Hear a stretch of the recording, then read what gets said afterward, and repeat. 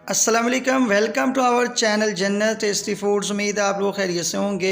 ईद पर अक्सर लोग काफ़ी देर तक गोश्त फ्रीज़ करके रखते हैं, मेहमान आ जाएं तो फौरी तौर पर गोश्त जो है उसको अनफ्रीज़ करना बड़ा मुश्किल हो जाता है। तो आज हम आप लोगों के लिए बहुत ही ज़बरदस्त टिप लेकर आए हैं, जिसमें 10 मिनट के अंदर इंशाल्लाह आपका जो गोश्त है बिल्कुल जो फ्रीज़ है वो अनफ्रीज़ हो जाएगा और आप 10 मिनट बाद गोश्त जो है वो पका सकते हैं। तो इसके लिए लिया है पानी, इतना पानी लें कि आपका गोश्त जो है उसमें डिप हो जाए। इसमें सिर्फ 1 चम्मच जो है वो नमक डाल दें।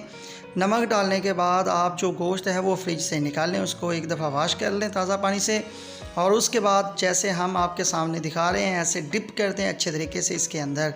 ये आप लोग देख सकते हैं कि गोश्त बिल्कुल फ्रीज़ हो चुका है। तो इसके अंदर आप लोगों ने अच्छे तरीके से कर देना है डिप। और कितना इंतज़ार करेंगे, जस्ट 10 मिनट, 10 से 15 मिनट भी हो सकते हैं। 10 मिनट के बाद इंशाल्लाह चेक करते हैं तो ये गोश्त जो है वो बिल्कुल अनफ्रीज़ हो चुका है, इसकी बोटियां जो है वो अलहदा हो चुकी हैं और आपके मेहमान को ज़्यादा इंतज़ार नहीं करना पड़ेगा।